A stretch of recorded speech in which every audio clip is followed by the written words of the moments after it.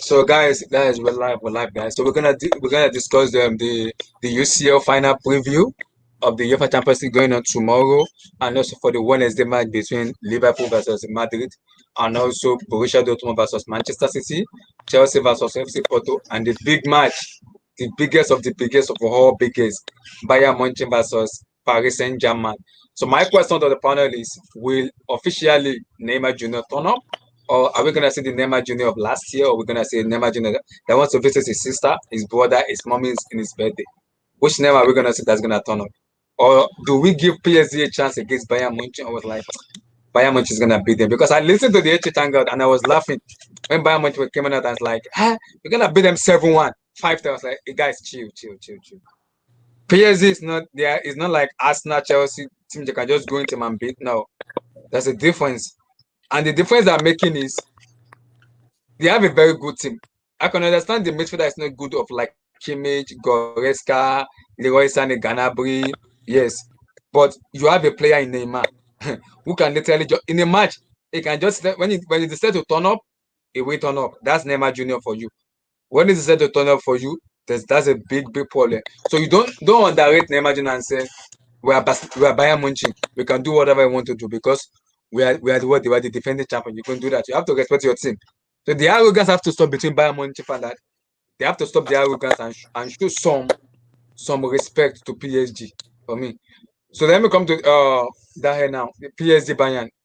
What's your take? Will Neymar eventually show up, or what are you expecting to win it? You know what? This is an interesting tie because when the draw was made initially, I thought to myself, wow, this is going to be an extremely amazing tie, 50-50. But since then, I've been watching PSG, especially like, for example, at the weekend, and they did not convince me at all. They lost 1-0 to Lille. And you know, Neymar is one of my favorite players. He's amazing to watch, but I just feel like his mentality at times is really questionable, you know. The way he got himself sent off in that game. And obviously, we know about the Lewandowski news when he's got a knee injury, so he's going to miss both legs. But I think Bayern Munich will still edge this game for me. Like, if not, maybe even win it comfortably because I don't see any kind of play towards. Well. Yeah, I think there's I don't know if it's Paredes, definitely no Verratti, but there's another PSG player that's out as well. Paredes or something. But anyway, so go on, Dave. Yeah, I mean, with PSG, for me, I think with PSG, obviously, you look at it earlier in the season, they weren't even convincing under Tuchel, but I'm thinking to myself, they were still on course to win the league. They were still on course to. They remember they were in the group of death with United and Leipzig, and they finished top. And obviously their hierarchy didn't quite get along with Tuchel. They sacked him. But I'm thinking since Poch has come in, they have had iffy games. I'm not gonna lie. They've drawn some, they've lost some, and the fact that they are not first in League 1 right now with like 7 games to go at the business end of the season, I think should tell you everything you need to know about PSG. I think Bayern Munich, even without Lewandowski, for me, like should win this game because at least with Bayern, I know they're not always performing well. I've watched more Bayern games, admittedly, in the Bundesliga, so I can sort of judge Bayern Munich better than PSG. But I think with Bayern, the main thing is they don't always perform well, but they find a way. They always find a way. Even like against Leipzig this weekend, they didn't. I think that Leipzig outplayed them for like the whole game almost, but they won 1-0. And I think it's going to be like a similar game, even if they're not at their best. As long as they don't play a high line against Neymar and Mbappe, I think they should be fine. But for me, I think Verratti's going to be a big miss. I think they will play high line because that is how Bayern Munich usually play. That's how they play. Yeah. You cannot change that pattern of play. And where I can understand Bayern Munich fans being excited, being happy, but my problem to Bayern Munich fans is you guys have to calm down because I was the first leg against Barcelona PSG. The amount of chances Barcelona were giving Mbappe was way too much. Now Mbappe is gonna be given so many chances against Bayern Munich. This is what my issues with Mbappe. He has to be clinical. No, not with Verratti. Then I think with Verratti out, like that's a big. I don't think people realize how big a blow Verratti being from the chance creation point of view. You know, like I generally think that and especially I think on the right wing because of being out, like I think PSG's mid. I think the key thing here is the midfield battle. Is who wins the midfield battle? To be honest, because like let's be real. Like yes, you talk about Mbappe and swing, but let's like Gnabry and Sané are no slouches either. Like they're not. They're quick, they're fast. They can cause the problems. Like if Rashford and Daniel James can do it against PSG, I can certainly sure that Gnabry and Sané can do it. So like for me, the key for at least for the first leg was for Verratti coming into this game because he's the big difference midfield and dominating that Bayern they have with Goretzka and who else is there? Kimmich. Joshua Kimmich. Fantastic. The lack of Verratti, you know, it's. I know people hype Mbappe and Neymar, and as much as I don't think Verratti's like the world's best midfielder, what I would say to him though, and so I'm speaking along, is that PSG are definitely a different team without Verratti in that midfield. They definitely are, and I think that if you mark Mbappe out of the game, which Bayern can do, and you've got a good quality with Neuer, then it's going to be a struggle. Bayern could, if they really go out to try and win it, Lewandowski. But this is what I'm saying. I watched the Leipzig match on Saturday. The amount of match chances Bayern Munich were giving RSB Leipzig. If it was PSG will punish. I keep saying it. Yeah, but if you give, I look at the match. I look at them. I look at it. If you give, but PSG lost to Lille. I know. This is why I say you can't put. I think the difference with that Red Devil is that obviously Lille are a little bit more pragmatic. Bayern Munich are going to set up to try and attack and dominate PSG, which will give PSG the chances. Yeah, it will give them the chances because people may say Neymar this, Neymar that, but if Neymar is on the ball, what Neymar wants to do is he wants to create havoc to opposition team. That is the job of Neymar. Yeah, but the thing is, he doesn't like what the thing with Neymar is. You're right. The thing is, he doesn't really, especially when he's going forward, very often doesn't really track back. So if you watch that Manchester United game when it came to Old Trafford, when to be honest, I think we should have actually won the game if Cavani and Martial could finish. Martial, that night was so wasteful. it was bad and Fred got sent off, and I get it and fair. But if you like quite a lot of that game, especially on Neymar's side, when he was bombing up, when he was getting frustrated, he wasn't tracking back. And this is what I've noticed several times when Mbappe and Neymar play together. Like they don't tend to track back that much, and that's fine if you're winning the game. That's cool, but against the Bayern Munich side, you know when you've got Mbappe and Neymar go cool. If they miss it, then suddenly you've got Gnabry and Sané running at you, and you've got tons of space, and you've got your fullbacks who are somewhat questionable. So the point I'm doing is all good Neymar and Mbappe trying to do, but if they're out of the game, they won't give you the defensive cover, which will give Bayern a chance to go forward. So. But anyway, I've been speaking to let other people speak. Go. Let me come to Damien now. Your thought on the PSG Bayern Munich. Why you go to? Okay. I'm sticking with Bayern. Especially with the injury. Not the injury. The suspension of Paredes. Verratti not being there. So I expect Neymar to drop deep even more than he usually would. So he won't get the service that he'll usually get with like Paredes and Verratti there. So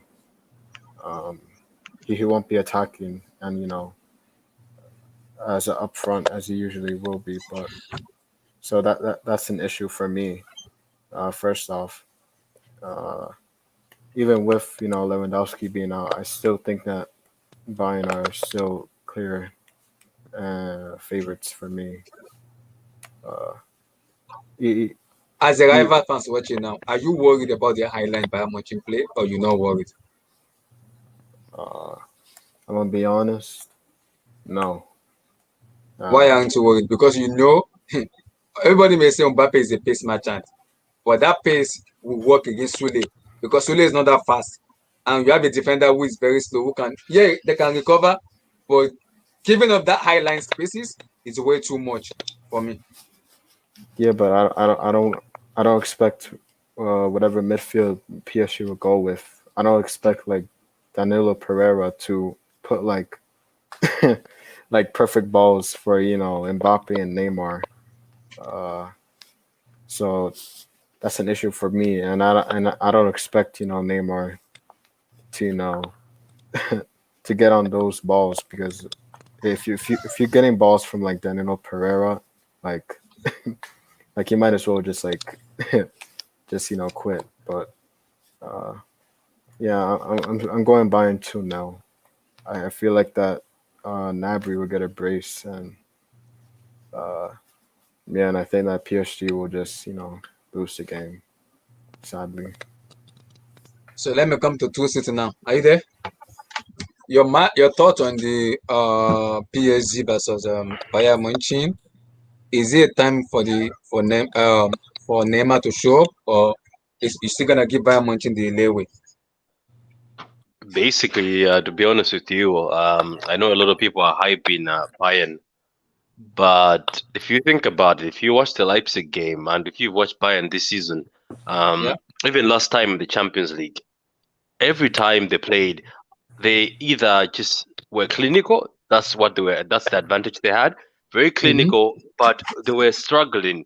Even if you see those matches, they were struggling at first. Teams were being able to get in behind, but couldn't finish their food. Like if you look at the PSG game, is it Under Herrera had few balls in and people missed, and he was very frustrated. Even though you people don't not talking about him, but when he played in that game, he put a through ball. I remember he gave one to Di Maria. I don't know if Di Maria was playing or somebody gave it to somebody, and they missed, and they missed chances. The thing about Bayern is they have that high line, it works. But if they meet a team on that day that are clinical on that particular day, let's say Neymar and Mbappe show up, I'm pretty sure they'll put those chances away. And now you say Verratti is not there. I understand, but you also have to remember that Lewandowski is somebody who helps Bayern. People go mark him. People are attracted to him, so defenders go towards him to make space for those two, Ganabi and Sane this side. If he's not there, maybe they're gonna play false nine of Muller, because I've seen that happen before, but I don't know if he can do it anymore. But I believe everybody is underrating PSG. I know I also watched that game. That they were not good. They were doing very badly. But I think it's not going to be as bad as people think it is. It's not going to, because Variety is not there. People think, oh, Bayern is just going to run over them. I don't think it's going to happen. I think this is going to be a tight game. But if Neymar and Mbappe show up and Bayern come back with a high line, Leipzig had chances. And Leipzig Yeah. have been criminal, because even if you saw the Man United game, Leipzig only were losing that game. Yes, they were being outplayed, but they were missing. They were coming into the chances, but nobody was there. Werner wasn't there to finish it. If Neymar and Mbappe show up, I'm telling you, even if Icardi is there on his good day, he will finish those. Let's not even. Is Keane injured? Is he still playing? No, Moise Kean is starting. Icardi is out. He's injured. Yeah, Keane can also finish.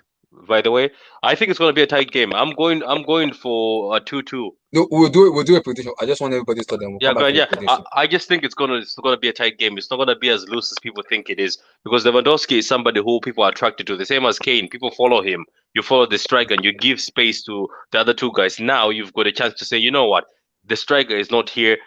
Let's back so and so. Keep promoting. Yeah. Do you know? By the way, I know Poch is been a brick recently, but you know Poch is a specialist in playing against teams with high lines. You know that, right? Mm-hmm. Yeah, he's in the Prem. He used to do Man City and used to do a few other teams who play high lines. He knows how to get through high lines. But anyway, that's my opinion. That's it. Samuel, your thought on the PSG versus Bayern Munich? Is it the time we give Neymar his dub, or are we too harsh on Neymar Junior? Nah, man, no one is too harsh on Neymar. Neymar has to show more. That's for sure. No, like I He think. needs to. What? Can I talk now? Oh, Was someone talking? no, Samuel. No, you're not Sam. Samuel. Is it Samuel? Yeah. Yeah, Samuel. Yeah. Yeah, okay. go for it. So Lewandowski is injured, right? And I thought that would be like, sort of like a big dub for PSG, but I'm pretty sure Verratti's out, and a few other players are out, so they're at a disadvantage. I mean, it would take a miracle for PSG to win. Honestly, I think Bayern are a much more organized team. They've got the coach and everything, so the system has been there for a while. So yeah, I think, yeah, it should be Bayern going through on this one, 100%.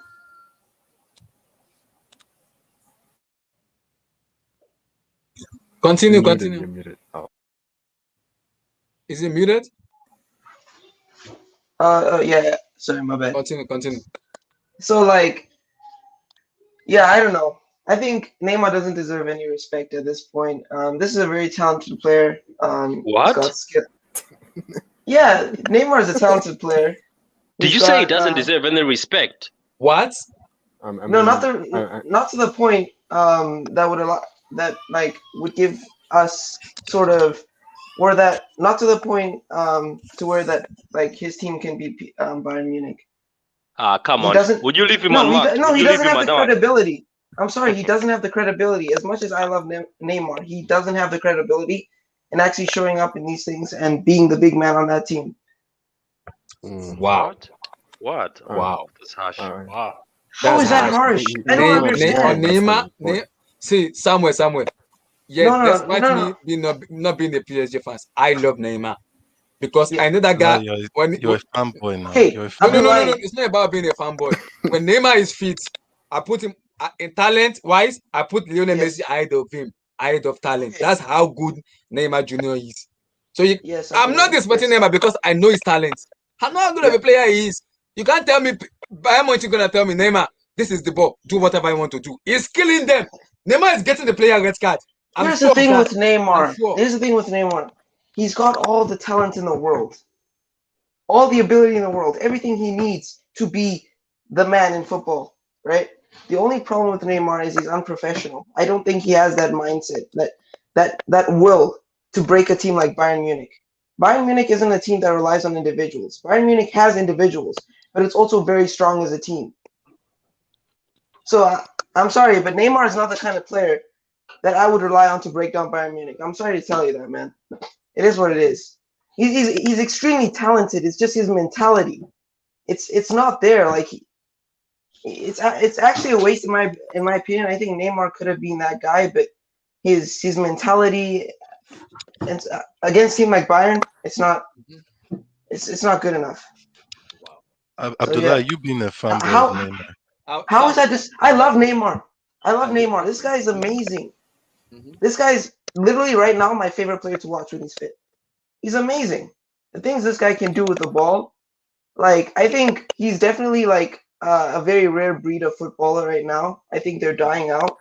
He plays with fluidity, expression. You know what I mean? It's not like it's not like a system thing. No, he just does his thing naturally, and that's so beautiful. But Neymar against a team like Bayern Munich, this team has individuals. This team has a mentality. This team plays really well as a team.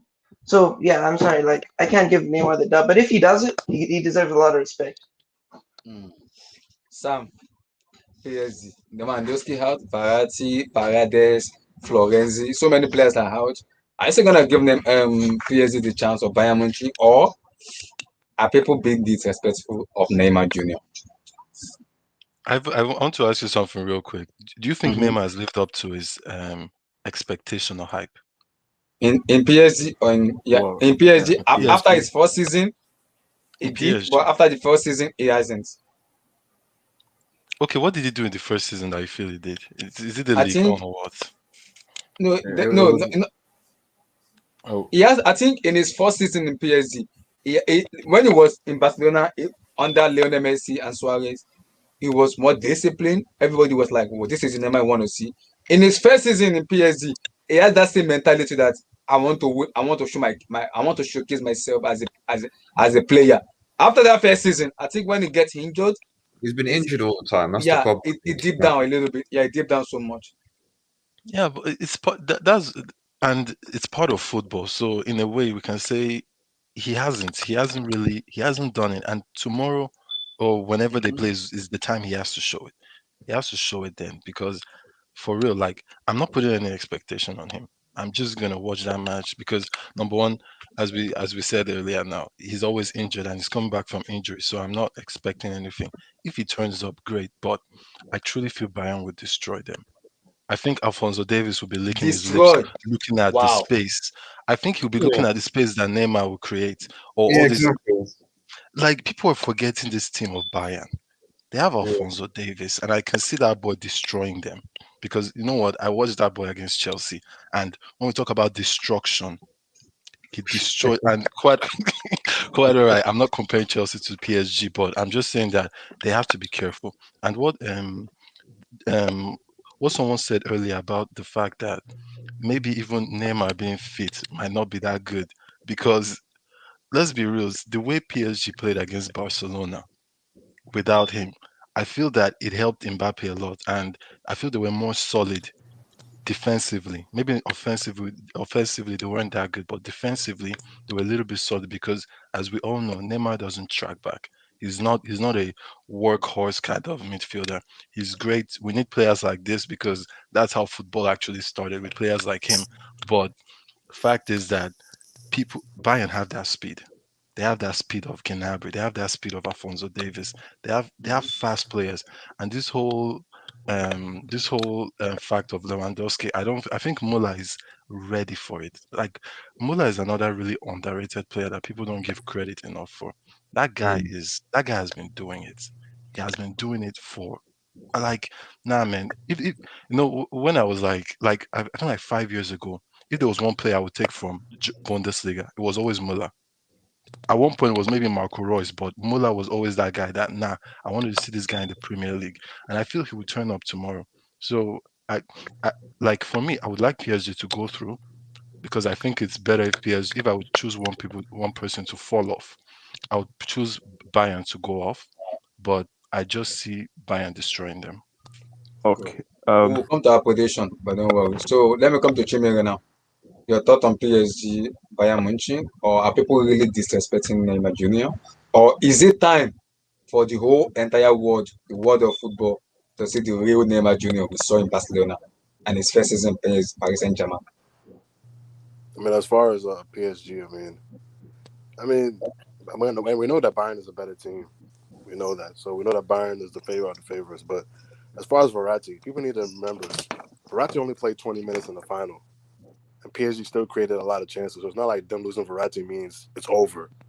They can still create chances even without him. He only played 20 minutes in the final last year. So I think Verratti is a really great player, but people are kind of overrating his importance for this game, because against Bayern, you always create chances regardless of who's in your team, because the way they play. But as far as Neymar, I think people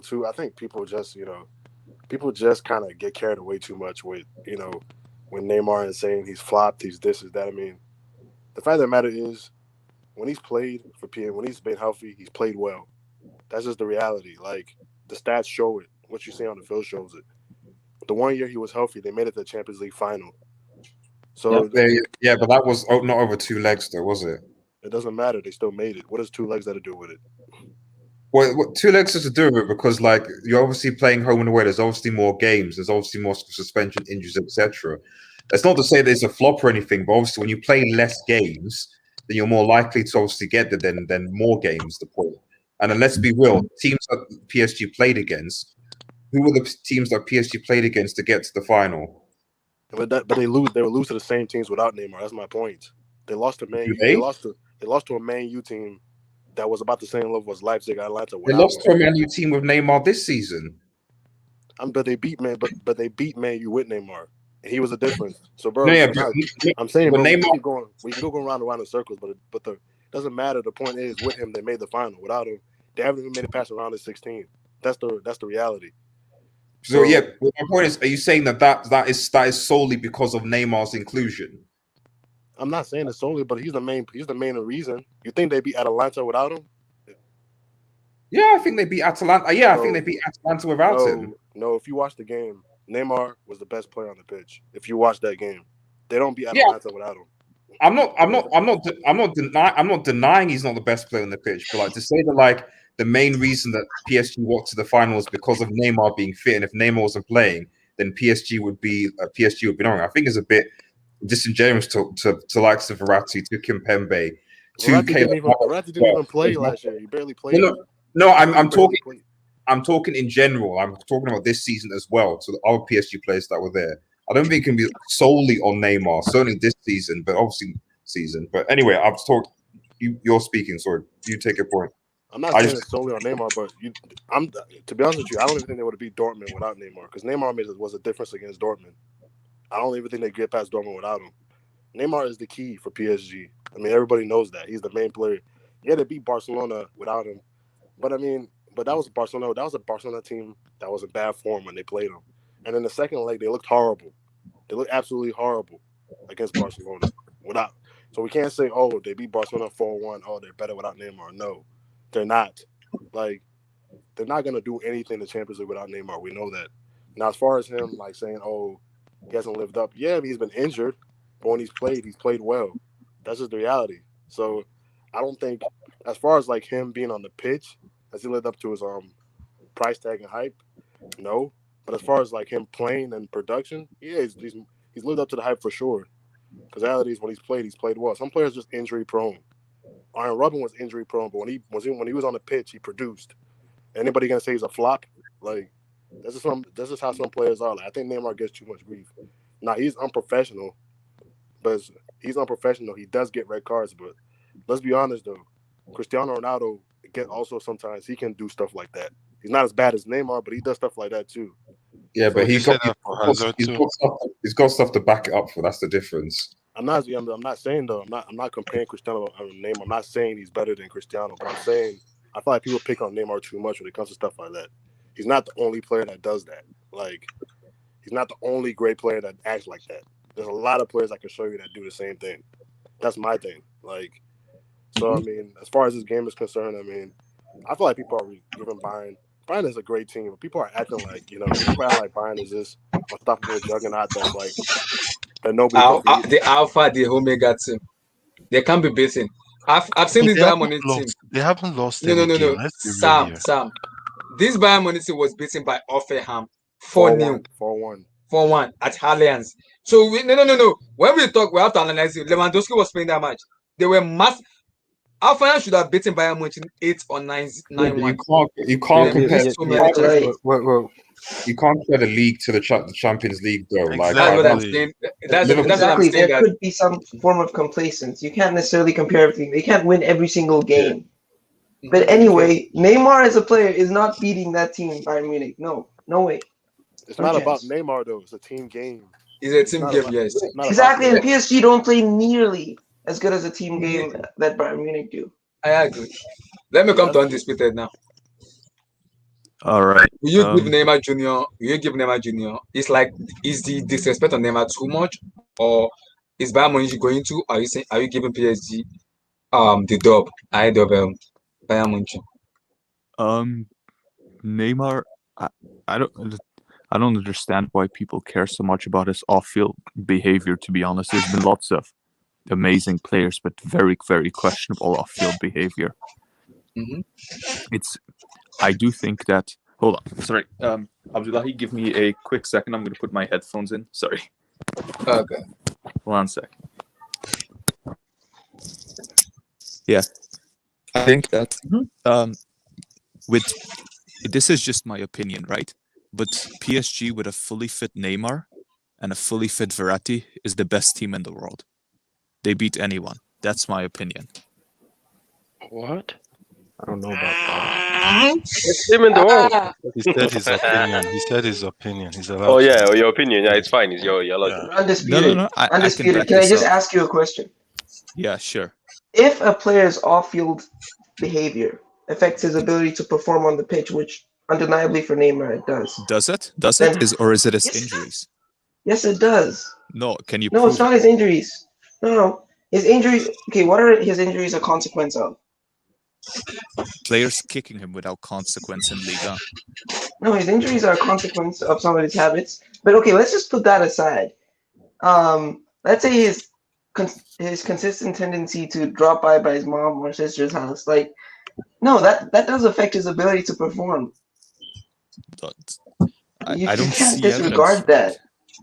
How don't you see evidence for it? This is an extremely talented player that has underachieved. And he's been fortunate with injuries, and he's That's the main days. problem has always been that. And Make the it sound referees like don't protect them. no But other anyway, team had More injury deserving players. of them. I don't see people making this excuse for Hazard. We're calling him Yeah. fat dump and all that. no, And I heard Yeah, so many Hazard's people make exactly. excuses for Neymar. Exactly. Other teams same have had thing, the but the same thing thing, is, but when it Hazard, comes to when he Neymar, has it's no, I can explain that. When Hazard has played for Madrid, has he been good? No. No, Undisputed. exactly. Okay, yeah. Sure, but who's No. to say that same regression won't come for Neymar? No, but Because even when he Neymar's says when the Hazard's one, Hazard has been way more injured than Neymar. So I don't even think Hazard has had Are you like sure 4 or about 5 that? games. Before the Real Madrid move, are you sure about that? I mean, No. before we're talking about the Madrid move, of course, when we're talking about Hazard. I know. And the thing is, Hazard has played like 20, 30 games by now. How many goals has he scored? Like 2 or 3? He's been crap Yeah. even if he has played. Neymar is different. When he plays, he's Undisputed. quality. Undisputed. And also, I would like to mention in that final against the PSG against Last year. Bayern, that was a very equal final, and Bayern had everyone fit, and PSG didn't have their best midfielder. So there's that. A fully fit PSG is possibly the best team in the world, the way I see it. But the problem they have is that their 2 star players, their 2 best players, are both extremely, extremely injury prone. Yeah, then how good of a For- team? Then you don't deserve to win.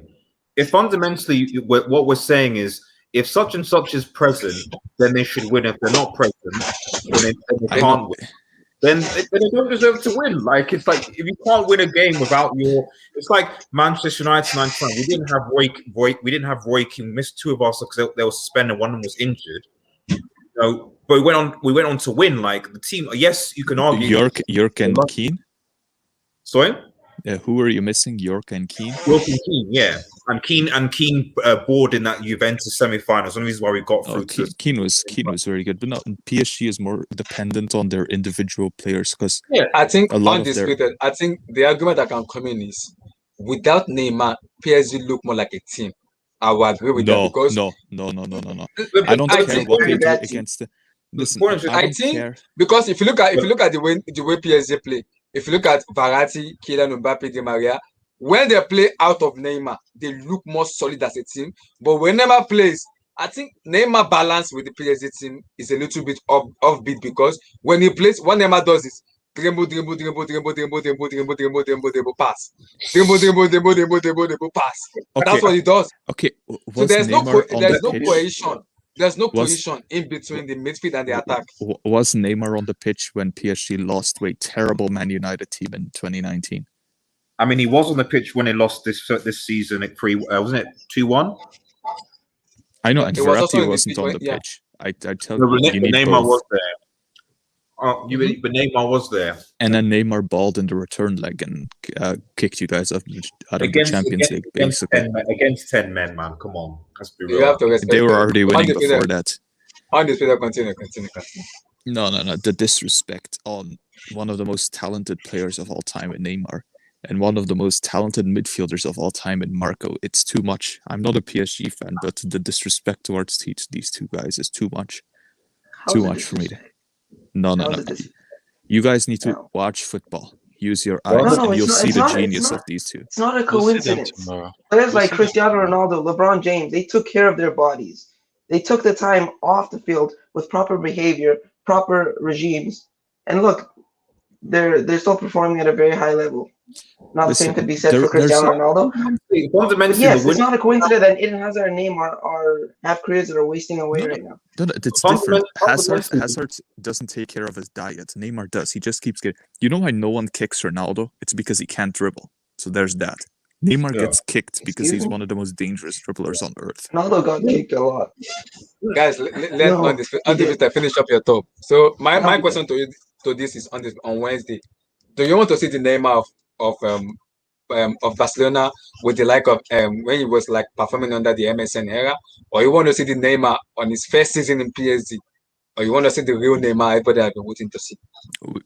Neymar can't do this on his own. It's not his fault that the I rest know, of the PSG games. But he has to show up. Like, he has to show like he will show up. The Neymar. Here's the thing. He's gonna. You know what the sick thing is? He's gonna show up, but the rest of the team will let him down, and then people will blame him. because people just hate him. Isn't that what people do with Barcelona and Messi? They've been doing that with Cristiano and Messi all the time. So, but Juventus got knocked out. It was Ronaldo's fault. Because he was awful against Porto. He was awful against Porto. Messi was all right against PSG. Messi was good against PSG, but Ronaldo was awful against Porto. We'll see what Neymar does. I expect him to get knocked out, to be honest, but we'll see what he does as an individual. So you give it the dub to PSG instead of No. It will be Bayern. If they had Marco, then yeah, PSG would win. But so it's gonna be Bayern. You said all this and you still give Bayern the dub. Wow. No, because see, Marco, he's one of those midfielders like Pirlo and Zidane who just changes the game entirely on his own. He's one of those guys. The way this guy dribbles, tackles, everything, controls the game. Like Pogba. Yeah, or no, sorry, not Pogba. Maybe like Gerald. Let's not put him quite on that tire, but he's still very good. We'll give him slightly lower tier than Scholes. I agree on Disputed. He's so much better than all their other midfielders, and it completely changes their game. I can guarantee you that these useless donkeys, Guy and Herrera, these two useless donkeys are going to misplace multiple passes in midfield. They're not going to make any penetrating passes. And PSG, they'll just get completely wrecked in the middle of the park. I can guarantee you right now that these useless donkeys and Guy and Herrera. Before we go to the scoreline, let me come to whether we in this. Will Kylian Mbappe show up or not? Yes or no? I mean, he's not been playing particularly well in the last few games. I mean, I saw him in France, and it looked like he was a bit off. I don't know. I think, despite what I say about Neymar, like I do think that in these type of games, Neymar has had in general the better performances compared to Mbappe. Certainly last season, I agree. The guy I spoke previously. My only thing with I don't know. My only thing seeing both Neymar and Mbappe together is just the pace. It's just that if they're clinical and they finish, and they and Bayern have such a high line, and both of them finish, then advantage to PSG. But both of those players, especially when they're starting to get frustrated, they just don't track back. And Mbappe almost learns for that. And when I looked at the Barcelona game, if you watch it from what I saw in the Barcelona game, to be honest, at one point, especially in the second game, they were just basically long balling the ball to Mbappe to run at the defenders, which is fine. So maybe they might do a tactic this where like they see that Bayern have a high line and they'll just basically ping the ball up to Mbappe to get him to run. But I think Bayern's fullbacks are solid enough that they should be able, if they can, to be able to deal with Mbappe and Neymar. So, so because of that, I think the battle is going to be in the center of the park. And as Undisputed said, without Verratti, I think that PSG have a problem. So, I don't know. This is one of the games where I just think that the experience of Bayern and Flick and the players they have will be enough. Because effectively, people said that Bayern were favourites. Lewandowski was fit, and now, so we're doubting Bayern's ability because Lewandowski's not on the field. You know what I mean? Like, Lewandowski is a threat because he draws defenders around him. But I still think Bayern have enough to get the dub over. So, yeah, the advantage to Bayern. And I think that this might be one of those games where Mbappe might go a bit quiet, and it will be. I want to cut off me to slander Neymar. It will be on Neymar to basically try and do something. Okay, Samuel. If Mbappe goes quiet, I will wreck HH. By the way, just saying, I will wreck everything. If Mbappe goes quiet.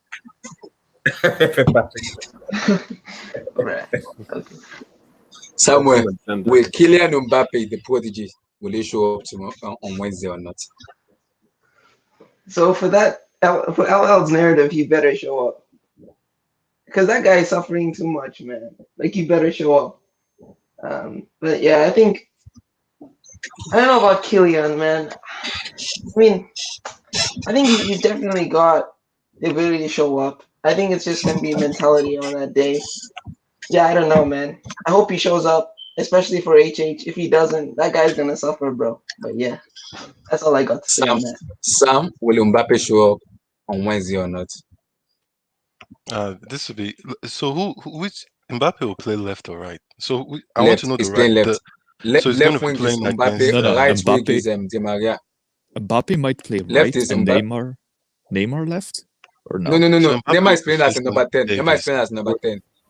No, Triple Mbappe So is, Mbappe is will be facing. facing Where's left. No, the it's king? facing Sule. Mbappe is facing Sule. It's facing Okay, Su. he's Is it facing Sule or Sule. Su? It's Sule. It both works. But Is it if it's Sule Sule, then I or think he has a chance. I think Sule? he has a chance. If it was Alfonso Davis, and I'm seeing some slander on Alfonso Davis in the comments, they should calm down. That guy's. I can say he's the best left back I've seen. So seriously, I think he can do something against Sule, and yeah, but I don't see them winning it, as I said earlier. But hopefully he Mm-hmm. can turn up, catch them on the break, and his finishing will be the most important thing. How clinical can he be? And also, let's not forget who is between those sticks. Let's not forget the guy Manuel between Neuer. those sticks, Manuel because Neuer, that yeah. guy is another beast. And that guy on his, we're talking about all these players being on their top game. Yeah. PSG better pray that Neuer is 50%, because even if You it's are talking about 80%, Neuer. Sam, you're talking about Neuer. You need to talk about Kylian Navas too. He has Yeah, been no, bailing out PSG. it's been very good. So He yeah, has been bailing PSG. That's why I said Lewandowski miss is a very huge miss because yes, there's Goretzka, there's Muller. But if Kylian Navas is on his A game, minor than ever, it's gonna be a cagey game. but It's gonna be a Bayern have cagey game. Bayern might have Choupo-Moting, who actually has played with this guy and knows his weakness. That's true.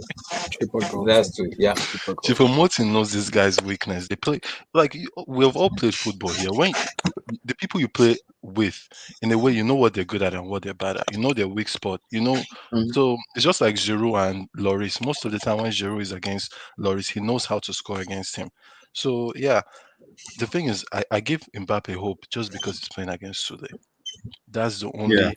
But if it was like him against Alfonso Davis or someone who has No, speed, it's Di I'm Maria just versus gonna. Alfonso Davis. Di Maria is playing on the right wing. I Angel Di thought, Maria is Yeah, playing on the I thought right Di wing. Maria was out of this game. I thought he No, was injured. no, he's fit. He's fit.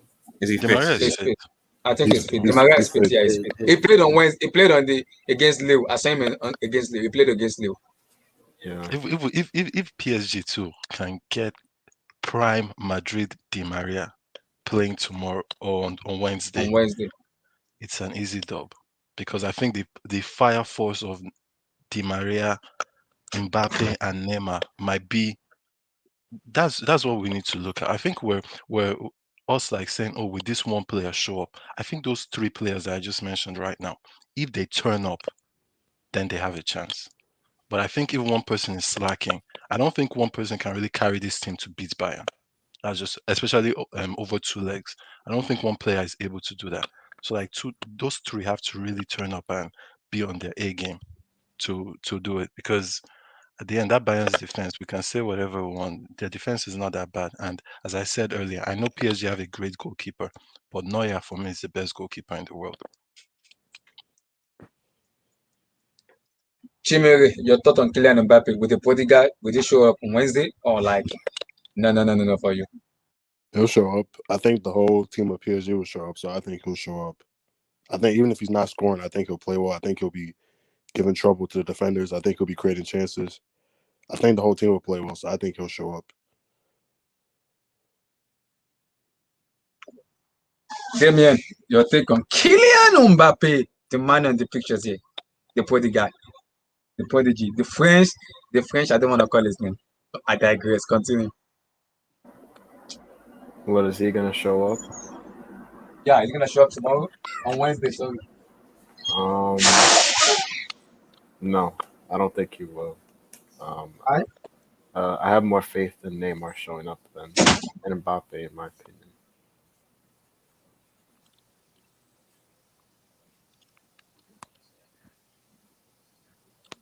Where's Abdullahi gone? He's Watching disappeared. hold on, guys. Hold on. Continue. Neymar should remember the tears I he was shed talking to in that someone. final. You should remember those So tears he was shedding. exactly, I think that'll be a revenge for him. So that have everybody spoken? So guys, your prediction. Let me come to Sam now. Your prediction. Then we'll go around the team. I'll be right back. I think it's going to be a destruction. 3-1. to Who? Bayern Munich. Oh, Hopefully, I'm wrong because I want them to go out, but that's how good they are that I can't even bet Why against do you them. want them to go out? Because if I would choose one team to leave, and I'm saying it if Chelsea beats Porto, I would want to face Chelsea are favourites to PSG. beat Porto, Sam. Chelsea are favourites to beat Porto. Come on. Yeah, favorites doesn't mean you do it. It's Man, come just a on, dude, you word got to at be the end. Porto. It's Man. just a word we created, so that It's doesn't just really a matter. one. It doesn't matter at the end. But if I would choose one team to go through, because if I would choose, okay, in the final, who do I want to face, PSG or Bayern? I still have PTSD from the last time we faced Bayern. So I mean, Manchester naturally, City are there as well. I mean, yeah, of course. yeah. But you don't have the power. Like if I would choose PSG or Bayern, it would be Bayern to go out and PSG to go through. I mean, let's be real, Sam. Both teams are better than West Brom, aren't they? So They are, man. They are, man. Let's be for sure, for Big sure. Sam. Can't say It's anything Big about Sam. that, Big man. Sam. Big Sam. Damn, bro. Can't say anything about that. And Chelsea fans, man, they're a little shook after that West Brom game, man. Like, Nah, man. Who wouldn't be? Who wouldn't it be? would be. It's like 5, man. That's the You last know, one. Yo, you guys And it was the gotta way they relax. Y'all taking a dissected break. us. They sliced us. Big yeah. Sam said that they demolished us or destroyed us, and he was correct. That was what Right. happened. It was a Like, destruction. Guys, I don't want to talk about West Brom, please. I digress. Let's move on. I don't want to. I don't want to rant. I'm just calming down, please. Calming down. So, Sam, have you given your prediction? What are you giving out? Is it yeah. 2-1, Yeah, I said 3-1? 3-1, 3-1 to 3-1. Bayern. Red Devil, your prediction. I'm gonna give. Actually, no. I'm gonna say it's a draw. I'm gonna say it's Draw. gonna be a draw. Yeah, I think 1-1. I think it'll be quite. It gets to the scene where it gets a bit cagey, and I think that this game is giving me the sort of the cagey vibe where both teams aren't going to give it. So I think I'll go 1-1. So, but then I actually think the Bayern actually might get the dub over in Paris because I don't really trust PSG in Paris against big teams yet. So yeah, 1-1 to me. Damien, no reverse psychology. Please don't give me 6-1. Yes, I am begging you. I'm not good. I'm not a reverse psychology merchant like Wilton. No 6-1. No 6-1. Please, I'm begging. Please. This is not like This is a PSG. This is not now Chelsea. When you're gonna say 7-1 and it's gonna come to place. I don't want to. I'm watching the Wednesday match without. I don't want anything. If I'm seeing 2-3-4-0, I'm offing the TV. I'm not watching anymore. That's it. It's becoming disgrace if I'm saying that. So I don't want that. Yeah, so I'm going with Bayern 2-0, or maybe 2-1 Bayern. Maybe Neymar might have one moment where he just dribbles past everyone and just lubricates the defense, but but I'm sticking with 2-0. Oh. Okay, Chimere, your prediction on the PSG match. Who are you going for? I'm gonna be bold. I'm gonna say 2-1, 3-1 PSG. 3-1 PSG? 2-1 or 3-1. 2-1 or 3-1. Samuel, your prediction. So I think it's gonna be like a subtle lubrication. Like I think PSG. What? Wait. Lubrication to PSG or to Bayern? Bayern are gonna subtly This guy is lubricate funny though. He PSG. said subtle lubrication. Yeah, it's subtle. It's not gonna be. It's not gonna be like from the newspaper shit. No, it's gonna be very subtle. Like it's gonna be complete nullification. And yeah, PSG are not gonna be able to express themselves. And I think it might just be 2-0, maybe 3-0 Bayern Munich. Abdullahi, what's up with that, bro? What's up with that? It's facts, though. It's gonna happen. With Neymar and Mbappe? Wow. Yes, obviously. Of course. Chat. Undisputed, please. No reverse psychology, please. Somebody saying lubrication. There is no reverse psychology, I swear. Oh my god. Lubrication. 2-1. Wow. This guy is sick. 2-1. It's gonna be 2-1. To PSG or to Bayern? Bayern. Bayern. Come on. I'm gonna give my prediction.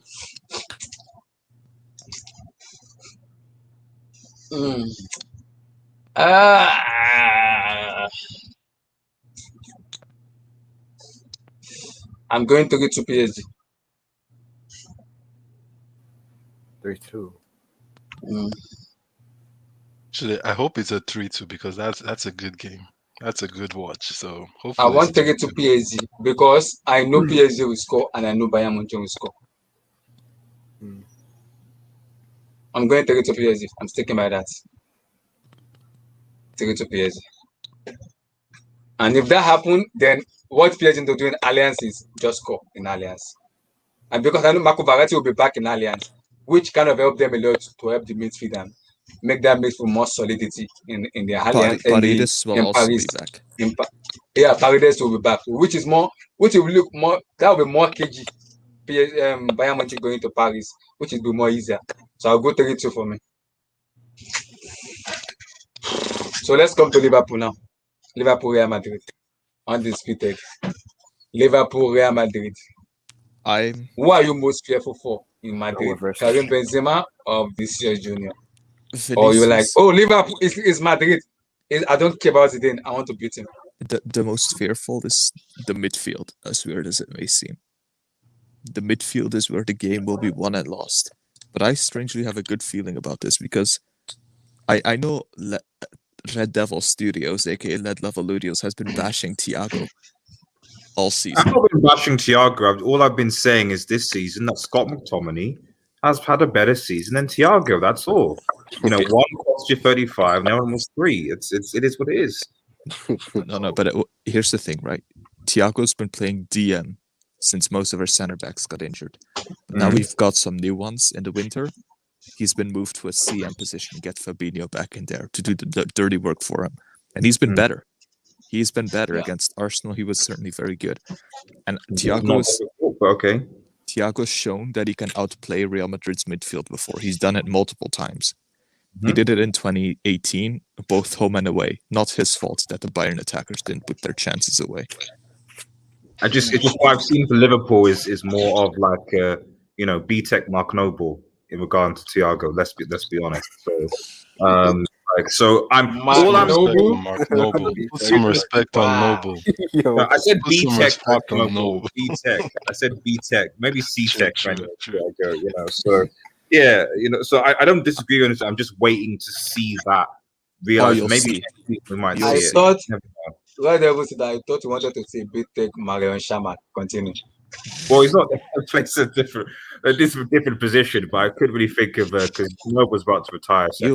You'll see why this European renowned player in Thiago is renowned across Europe. When you see this guy dominate the midfield on Tuesday, I would really hope that Casemiro starts. Here's the thing: this guy Casemiro is one of the most overrated players on earth. No. I don't know about that. I don't care who has That's Ash. No. Because I need to store some of these clips up. So just go on. on. Here's the thing: Red Devil Studios. I could be wrong, but here's what I see when I see Casemiro. I see a player who panics every single time he receives the ball with his back to goal. This is true. Against Bayern 2018, he got hooked off at halftime by Zidane for Kovacic because he kept panicking. Every single time he has the ball with his back to goal, misplaces easy pass, he can't turn, he doesn't have the ball control or the agility to turn under pressure. Same against Man City, both home and away. Jesus and Sterling, they destroyed him. They targeted him specifically, so every single time Varane or someone else would pass it to him, he would misplace the pass. We need to do the same with our forwards. Sorry, can you guys still hear me? We can still hear you. Yeah. We need to do the same with our forwards. We need to target him. Firmino, I hope he doesn't start, but if he does, he needs to target his countryman Casemiro. Every single time he gets the ball, we need to pincer him. I heard the news that I'm not sure if it is true, but Jurgen Klopp just said it that he's gonna start Firmino, Diego Jota, Salah, and Mane together, the front four. All together against Madrid. Oh, okay, so we might go 4-2-3-1. So with Thiago and Fabinho. I'm hearing that it might start it. It might possibly play with him. I wouldn't. You know what? I wouldn't mind that. I think Firmino goes in a 10 in this time. Salah striker, Jota on the right. Yeah, you know what? It's not a bad formation, but we need to target this guy. Another weakness that Madrid have, in my opinion, here's the thing: Vinicius will probably dribble past Trent, but what is he gonna do when he dribbles past him? What is he gonna do? You pass it to Benzema. Pass it to Benzema, and then Benzema gets it up. Or he might sky it. Red Devil Series. Have you seen this guy play football? Oh yeah, no, and I've already said he's a Brazilian Daniel James, so I'm aware of that, and that's might be a compliment at this point. But you can't underestimate Benzema though. Oh, That's Benzema's very good. Benzema is a fantastic. Benzema is a threat, and I'm still not entirely sure about the Kabak and Nat Phillips. Guys, is McDaniel's that playing tomorrow or not? Who? Wait, who? What? McDaniel's that is he playing tomorrow or not? Oh no, he didn't make the squad. Oh, he's on the bench. He might be on the bench. I hope the bench is reinforced though, so it doesn't collapse. So McDaniel's that is not even in the squad tomorrow, or is he on the bench? No, he didn't make the squad. He didn't make the squad. He's most likely gonna play the El Clasico. Okay. Oh, he's gonna play in Anfield. Wow. Oh, okay. Zard used to destroy us in Anfield, but that was back when he actually, looked like a footballer. And I think Continue. it'll be interesting to see how we deal with Modric and Kroos, because we really struggled against them in the Champions League final. I think they're obviously a little bit older now. By the way, Modric gave Casemiro a career. I'll just say that. Luka Modric gave Casemiro a career. I don't completely disagree with that. I'll give undisputed that. I won't completely disagree. Is it really like Kroos and Casemiro should be in their prime right now, age-wise, right? And yet Real Madrid's midfield has declined so much. Who's the one? Is it 31 or 30? I'm not sure. I think Modric is 35.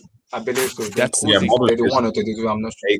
Modric was always by far the best player in that midfield. Kroos was good as well. Casemiro. I mean, honestly, this is crazy. This is my opinion. You could put Jordan Henderson in Casemiro's place and tell him to just protect the back line and get the same results. Madrid have Valverde back. He's been pretty solid for them this season. No, he's out. He's out. I think he's in the squad. I saw him in the squad. He's in the squad. Yeah. I think that's a good. Here's the thing, Red Devil Studios. Zidane is so conservative. He'll always stick to what he knows. He's not one of those guys who will play a youngster in a big game. I mean, he might surprise me on Tuesday, but I'll be hugely shocked. Yeah. I think we'll see Casemiro, Modric, Kroos as he normally do. Yeah, that's fair. Because I would have put. Okay, good. Before we'll come to scoreline later. Good. So Red Devil Studio, you're okay. Finish up before I go to Red Devil. I'll just quickly say I think the fact that Ramos is also out is also huge for us because he's always been the backbone of Madrid's defense for years now. Varane, let's see what he does without Ramos. All right, yeah. So, what able to do? Your take on Liverpool, Madrid. Who are you tipping to win it, and why? So it's just to clarify. Which is the Anfield of the Bernabeu first. It's in the Bernabeu before Anfield. It's in it's not even Santiago. Is it the Santiago? What is the name of the Anfield? I've forgotten the name. Yeah, it's weird. It's weird because both teams, like Liverpool's home form has just been garbage this season, and Real Madrid aren't even playing at home. And it's not been that great either. So I don't even feel like being at home is an advantage for either of these teams. I don't think it matters. I don't know, man. I think the big thing for me really is just the fact that Jota's back. I think and Jota and Fabinho are back. I think are big pluses for Liverpool. There was a small false storm of them beating Spurs and them going on, so I wouldn't, gas the fact they beat quite a pathetic Arsenal team, to be honest, as a sign that they're going to just dominate Madrid. However, Madrid are coming in with a lot more injuries. Ramos is a big blow. I still think Zidane should start Valverde in the midfield. He probably won't, but I think that would be good. And Vinicius Jr. Can be a brick, even though I think he'll bypass Trent.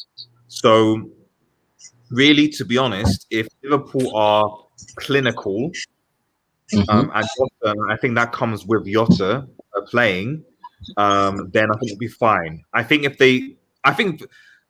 has to play. I think that if Klopp starts Mane, Salah, and Firmino again, I'm not 100% sure whether they'll go forward. But I think if Jota plays, I want with the lack of Ramos. I think because whatever I hear what the club said today, and he says he's thinking about playing the front four of Diego Jota, Roberto Firmino, Sadio Mane, and Salah together on Tuesday. He said he wants to give it a try on Tuesday. He wants to go for it, the front four. And I'm like, are you sure you wanna? The only thing I would say, sorry to interrupt you, Abdullah, is just that it's Liverpool's centre back pairing with Kabak and Nate Phillips. I think Benzema is Madrid's biggest threat, basically, because that centre back pairing is still young and inexperienced. And I think if Benzema has a good game, and bullies those two as he can do, Liverpool are in trouble, basically. So that for me is Madrid's hope. Okay, when will you call this game over? When will you call it game over? It's gonna be like 3-0, 2-0, 5-0, game over for this. I think Liverpool can come back. You could never say as much like it pains me to say, you could never say like game over for Liverpool in general, to be honest, because we saw what happened against Barcelona when they were 3-0 down. They came to force something. They came back to Anfield and won 4-0. Yeah, they've got the European experience, but the thing is, Madrid have the European experience as well. So to be honest, much like this, I know you're not going to spoil predictions, but I think it might be a tie. So yeah, that's my 2 cents. It's just if Benzema doesn't turn up, then I think Liverpool get the dub. But if Benzema turns up, I think Madrid can just about get the dub. But if he doesn't, it's advantage Liverpool definitely. Sam, Madrid, Liverpool. Sorry, can I quickly respond to something that Red Devil Studio said? Yeah, he said about European experience, right? Do you think it's an advantage for teams like Madrid, Liverpool, and Bayern, who most of their squad has won the Champions League, compared to, say, City or Man City or Chelsea, who have no Champions League winners whatsoever? Just knowing how to deal with the pressure. Yeah, absolutely. I always pick, no matter even how. That's what I've always have like a question mark over PSG. I get it that they've gone to the final, but there is something different when you've got players in your team that have won Champions Leagues and have got that experience. But even just the culture of the club, from top down, the coaches that are around in the background, the management, the whole setup, you just got people around you that like are winners. And I just think that when you get into this part of the competition, it makes a big difference. Yes, there's an element of luck. There's always going to be maybe that one team in the semi-final that hasn't, like there was last year with like who was it? Lyon. Obviously, Lyon, what business they have being there? But in general, when it comes to winning it, for me, it's always going to be. I always favor the team that's got the experience, and also the team now that has an overall team. And the thing about Liverpool and Bayern Munich and Real Madrid is that when they've won these Champions League and recently, it's because they've had the better team, they've had the best team, they've had the experience, and they've had the best team, and that's the winner for me, the winner of the Champions League. Does that make Man sense? City only has one. Man City has the amazing team, no experience. No experience, exactly. Yeah, Sam, your take on Liverpool, Madrid. Yeah, this game is it's going to be a nice watch, because I would like to see the midfield battle, because at least now Thiago is looking half decent since he has Fabinho's hand to hold, and so I think that will make the midfield battle a little bit more interesting. And that defense of Liverpool's, like if they stop Benzema, then I think even Van Dijk will have to wait for his turn to come back to the team if they can stop Benzema. But I really don't see it happening. And I can see someone like Vinicius having a top game, especially with his speed. But the thing with Liverpool is just Salah. Salah and Jota, they are so dangerous that I just can't see them not scoring, especially without Ramos. So it's going to be an interesting game. Hopefully, Ramos is missing the first leg and the second leg. That's the thing. I can almost bet. I think it would be a nice bet even to bet Salah scoring, because I for sure can see him scoring that game. And That's it. Modric and the rest and Cruz. It's gonna be a nice game. I really like the Champions League draws this Yeah, year. Really interesting games. Damien, Madrid, Liverpool. I know you have your Madrid bias in the Madrid Liverpool. Go ahead.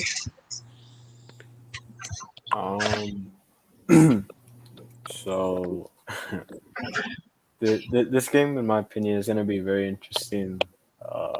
I think it's quite even, if I'm being fair.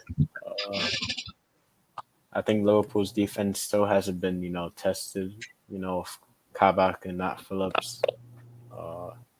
I expect, Did you just say Kabak? What? Yeah, but I expect Benzema to, at least, show up a little bit. I expect Vinicius to do what he always does, dribble past players and just brick it up, on all of his finishing. But Let me I ask feel you like this question now. Do you think, hypothetically, Madrid scoring 4 against Liverpool tomorrow? Realistically, wait, what? if they're on it, do you see Madrid scoring like 4 goals past Kabak and Phillips tomorrow? If the chances fall to Benzema, then maybe. But if it falls like half of them to Vinicius, then hell no. But who's playing on the other side? I think Asensio. Zidane is playing 3-5-2 tomorrow. He's playing back 3. It's either going to be Rodrigo or like Asensio. Wow, this Madrid team, they really look like I don't know. I can't recognize Madrid again with this team. Guys, just before I leave, I'll just quickly give my prediction. It'll be 1-2 to Liverpool. 1-2. Salah, Jota, Benzema. All right, peace out, guys. Take care, man. Peace. Damien, go for it. So you say you're gonna give it to Liverpool or Madrid?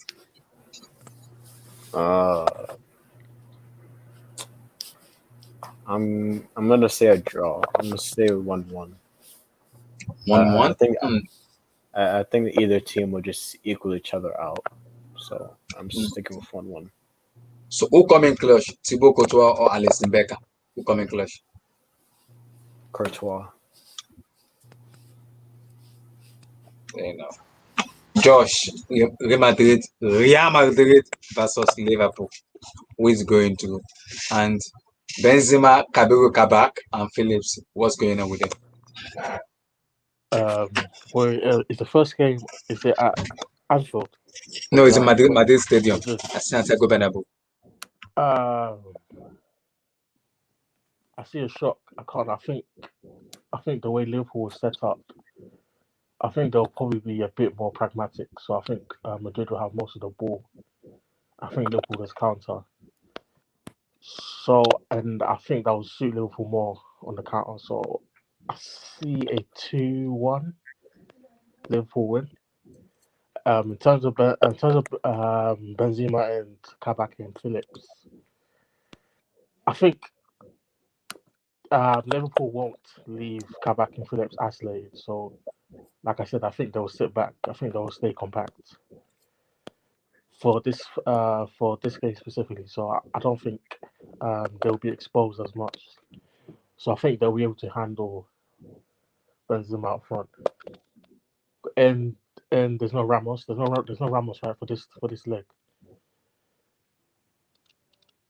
And I think it'll just be a 2-1 result to Liverpool.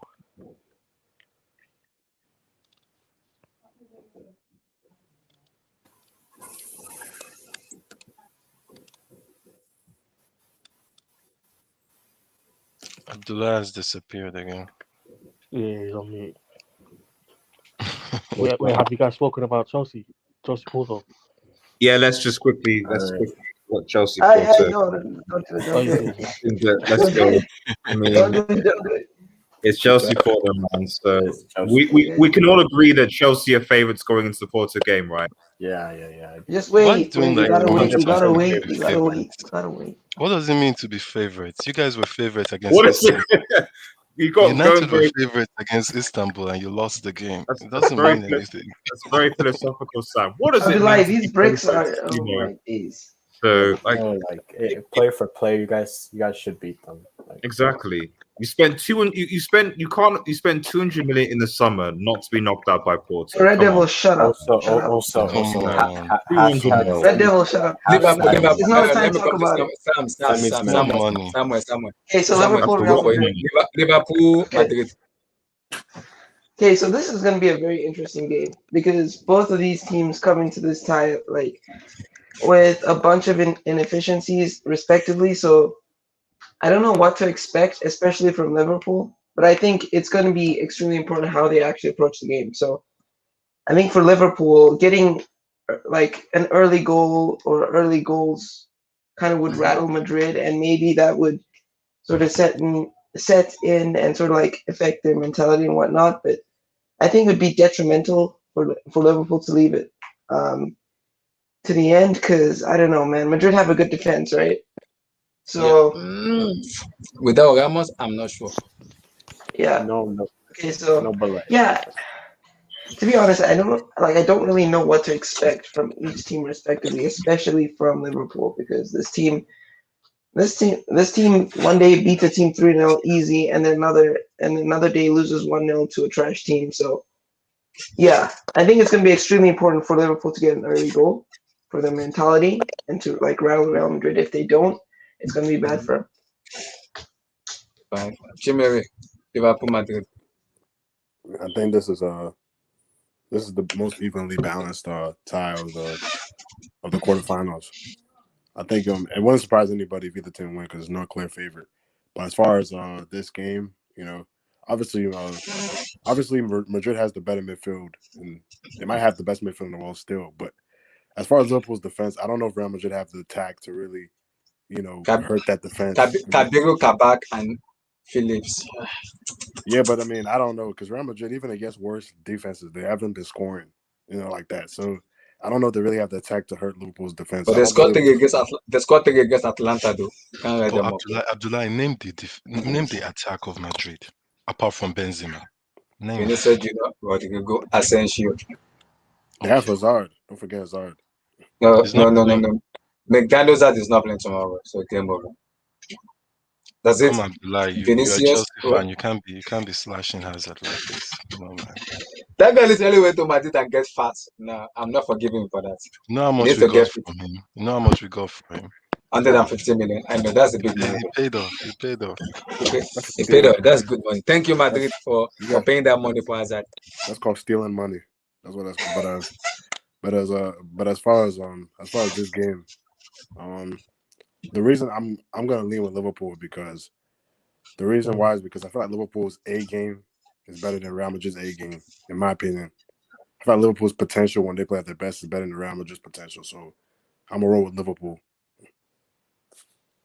Score prediction. Sam, go for it. So for this game, it's such a tight game, but I don't want to. I'm terrified of Salah. I just feel Salah will have this kind of crazy game and score like 2 goals, and Jota maybe 1. So I'm seeing a 3-2. I'm seeing a high scoring game though, like 3-2. High scoring goal. 3-2. Damien, your prediction. Wait. So you ask this. Do you guys think that Mane should start? Mane should always start because of his experience. He has to start. Who else will start if he doesn't? That's the thing. Exactly. Who else will start? I'm thinking they'll play Jota on the left and play Firmino. No, you can't. Was this Shaqiri? Was Shaqiri starting? Come on. Shaqiri? Origi can do it maybe. Yeah, he comes to us during Champions League, so Origi's just there for 90-minute tap-ins. That's what he's there for. Respect Champions League score. So, Damien, your prediction. Liverpool, Madrid. 1-1. I think Madrid should score for Real, and Jota will score for Liverpool. Diego Jota. Diego. Fair enough. Diego. Fair enough. Josh, your prediction? 2-1 Liverpool. I think Jota will have a game.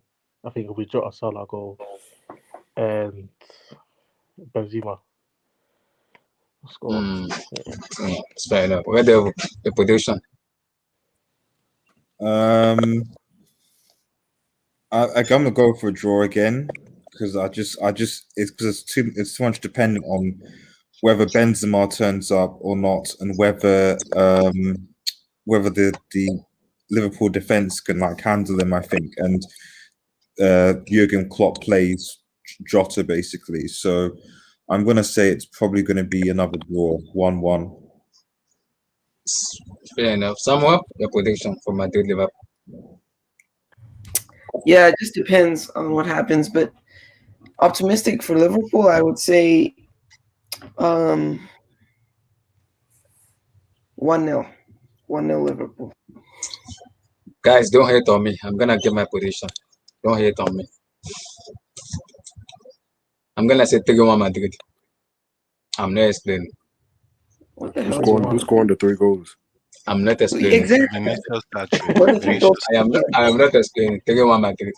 Vini That's a hat-trick, big. man. That's a big prediction. I'm not even lying. That 3-1 Madrid. I'm not explaining. You get it right, though. Wait, you know Liverpool they basically have their midfield back as well. Like they have Thiago I know. there, I know. Fabinho I know. back in the So midfield. I know. So I'm giving out 3-1 Madrid. I know. So Benzema is gonna score 3 goals. I did not say anything. I just said 3-1 Madrid. I said I'm not explaining. I don't trust that Liverpool defense, so I'm not explaining. I think it'll be 3-1, but I think it'll be the other team. 3-1 for me. Yeah, I think most likely it's gonna be either a 1-0 Real Madrid or like a 2-1, 3-1 Liverpool. Yeah, because there's no Ramos. Ramos' just defenses. When Ramos isn't there, their defenses you can't even recognize it. That's true, though. So let's go to Borussia Dortmund versus Manchester City. No, Abdullah. We need to talk about Chelsea Porto. Nah, you gotta leave Let's go. That is the key. No, but that's the main event. That's the tie of the round. Guys, relax. Go. Sam, Let's go for it. breeze through this one so we can get to I'll the be back, main. guys. Samuel, Yeah. Let's be real. Let's be real. This is going to be a destruction. It's going to be reincarnation. They'll Dortmund are going to be destroyed. So I don't think there's a lot to talk about in this game. Haaland will have his audition and show himself, but I don't think he can do it alone. And I have a question: is Sancho going to play? No, he's not playing. Wow, they destroyed them. I just feel it's going to be like a basketball game.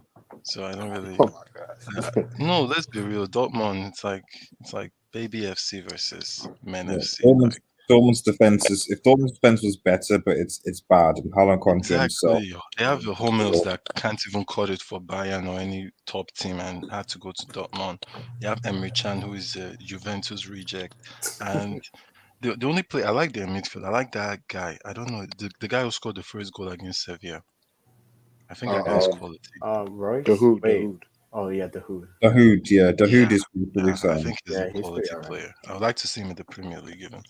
But yeah, and Haaland for sure. Jude Bellingham, I would like to see what he can do, but I think that they will just bully him. I think City will show him where he needs to be, the level he needs to be on.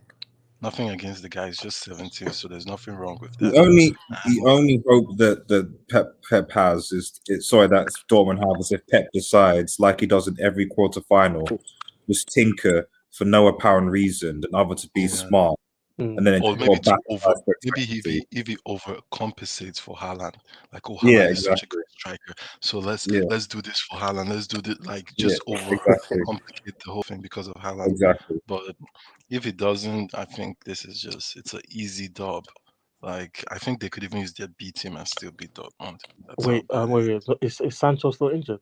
Yeah, he's injured. Yes, game over. I would love a nice upset. I would love that, but Oh yeah, I would love it. I would enjoy it. Yeah. Yeah, that's not. So I could see a 4-0 in this game. 4-0, and I'm being nice. What the hell's wrong with you, bro? 4-0, and that's me being nice to Dortmund. I think Dortmund will score.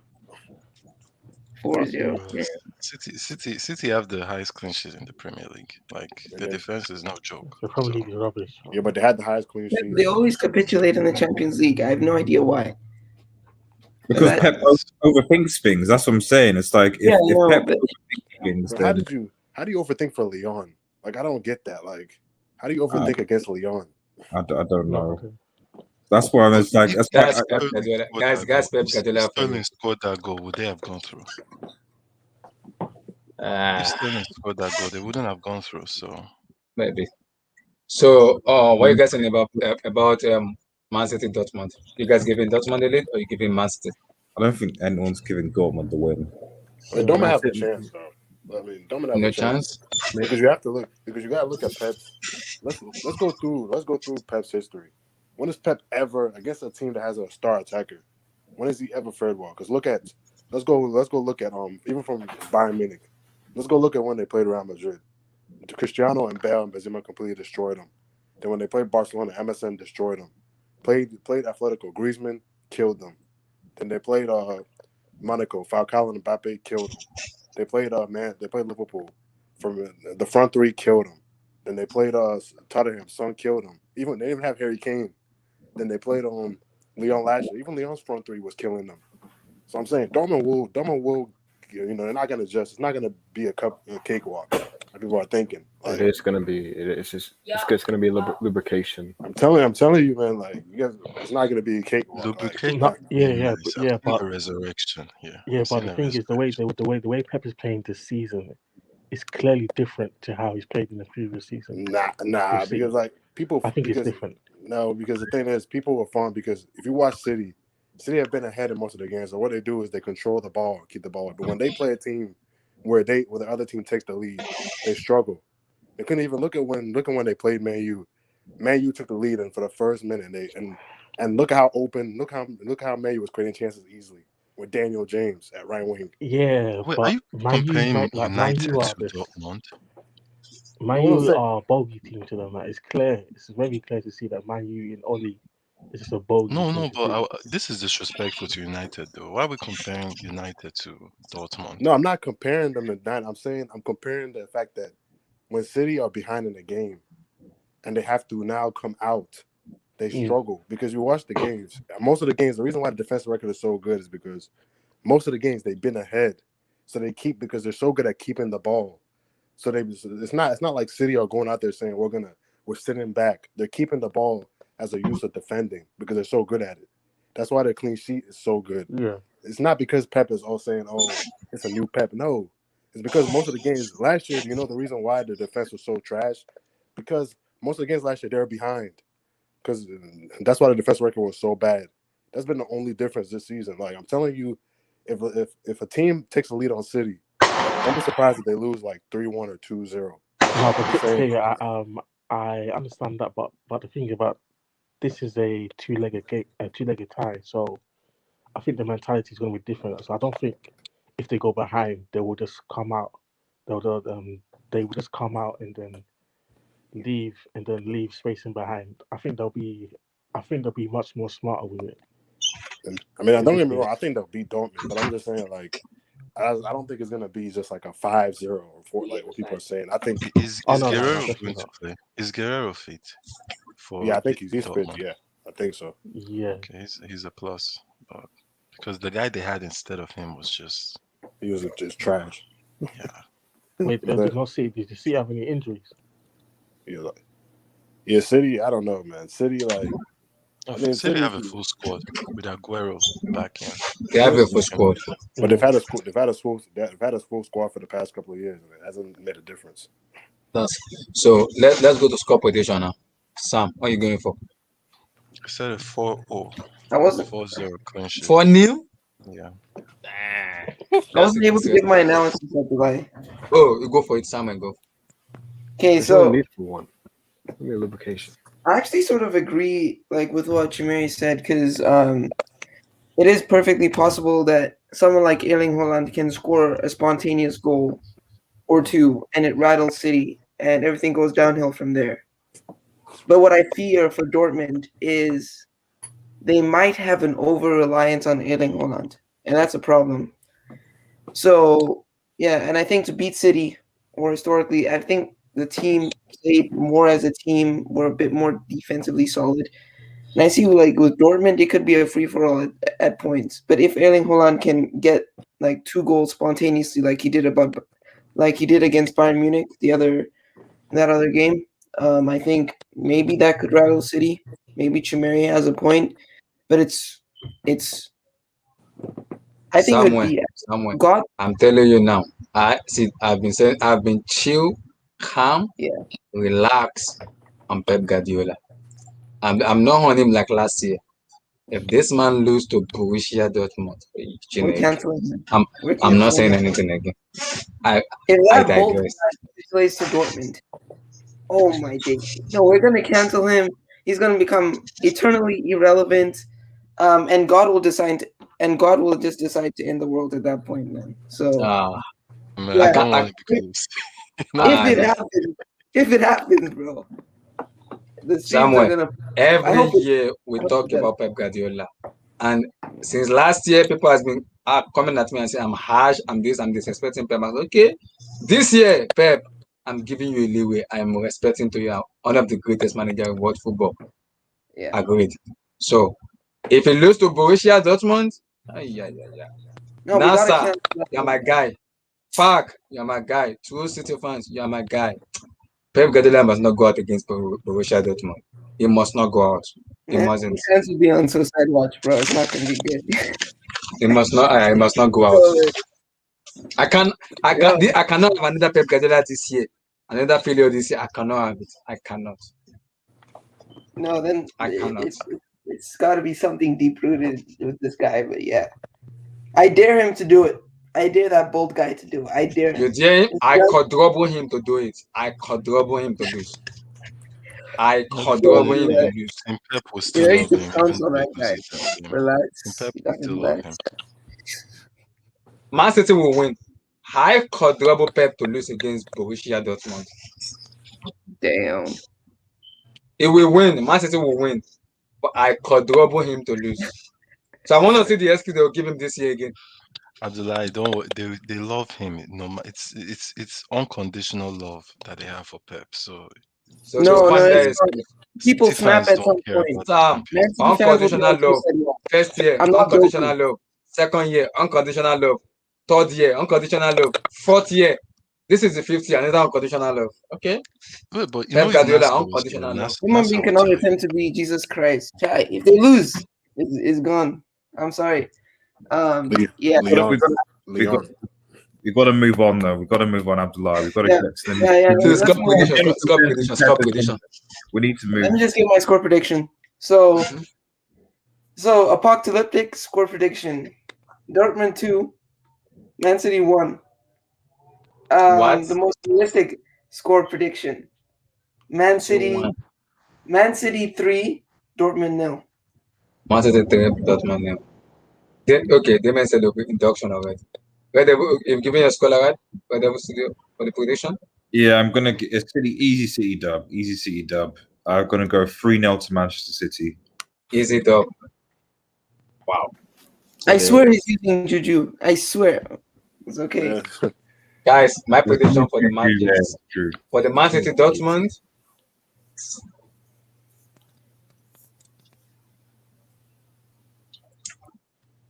I'm going 3-2. That's a good prediction. 3-2 to Man City. 3-2. Dortmund will score. I am so confident Dortmund will score. I am so sure. Yeah, but 2. Yeah, Dortmund will score. Yeah. I don't trust Edson Moraes. That guy sometimes is on bit smooth and sometimes it looks like a class A sometimes. He just makes some dumb decision. I don't trust him. No, but Holland is perfectly capable of coming up with 2 goals. Haaland will score goals. I am sure of that. That's why I'm going for 32. Because Pep's teams can never stop a star attacker. Like they never have. If you watch his history, so Haaland will do something in both these He games. will score goal. Either he score penalty or he score a goal from where. If Haaland score hat-trick against Man City tomorrow, It's not gonna happen. Relax. We're canceling him. Where's he gonna get the service from with Sancho out? Royce is washed. Royce is washed. Favorite players in the Bundesliga, though. He's washed, bro. He's washed. If Sancho was playing, I would have picked Dortmund to win it outright. To be honest, even with Sancho. No, with Sancho, they're still getting that beatings, though. Seriously, how good is so I'm going 32 for me. So now it's time. Sam, you have to kick us off in this. Man, it's not going to be finally. Positive. It's not going to be positive. The real match. Yeah, positive. But yeah, man, this game, Chelsea versus Porto, Chelsea.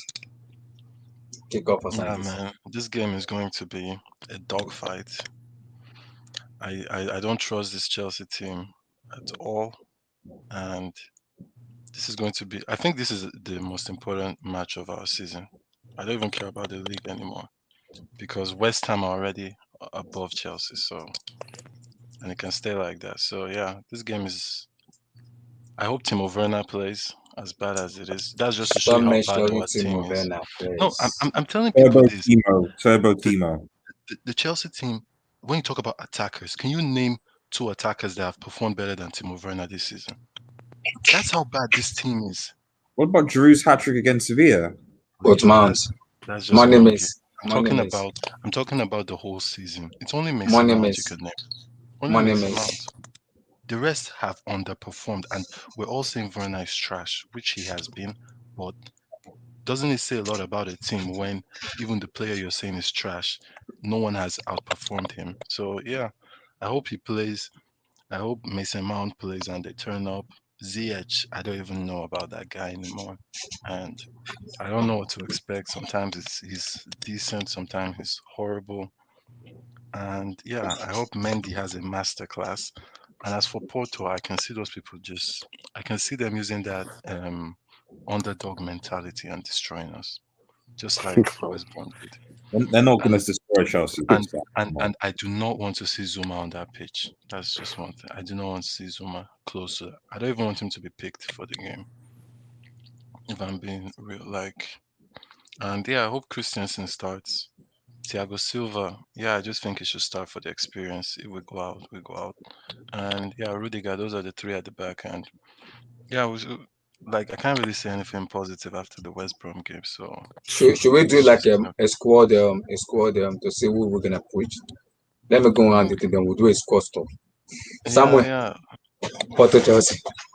Are you nervous? Are you confident? Or you want to see a turnaround? After that rubbish lubrication I saw on Saturday. I do not want to see that anymore in my life. I don't. In my life, I don't want to see that anymore. I don't. God knows why I didn't wake up at 5:30 that day. I woke up 5 o'clock to watch that match. I could not believe what I saw. I almost died of cardiac arrest when I saw the score. Let alone watch the game. Anyway, let's put that aside. 5-2. Wow. And I used the zone, right? And it has all these markers, right? And I was like, yo, Chelsea probably lubricated West Brom. And I see, I'm like, damn. I swear my blood was clotting. But anyway, let's move on from that. Because it happened to the best of us. It happened to Bayern Munich. It happened to Man United. It happened to Liverpool. So you guys can't jump on Chelsea for that. West Brom. So you guys no, Now I'm gonna get angry. I'm gonna get angry. It's 19 place West Brom. It's not even away. So what about Bayern Munich? Why did no one overreact for that shit? But that was Brazil. Bayern Munich playing West Brom. That was Brazil. Bayern Munich losing to a team that wasn't even in the division. Getting knocked out. But they weren't lubricated though, man. This is you can see it. I don't give a no. This is bad. 5. No, it's not. Look at it. It's not even 2-1. or like 3-2. No, Five. yes, no. One, Wait, let's not 2, forget the red 3, card. Let's not 4, forget the red card. 5. No, Let's not No, forget. no, no, That no. 10 minutes is kind of screwed. Okay, hey, you look, just relax. Let's just leave that in the past. Nah, So, it's the present. It's the present so because that's Abdullah, part of the I reason can't you're lie not to poor. you.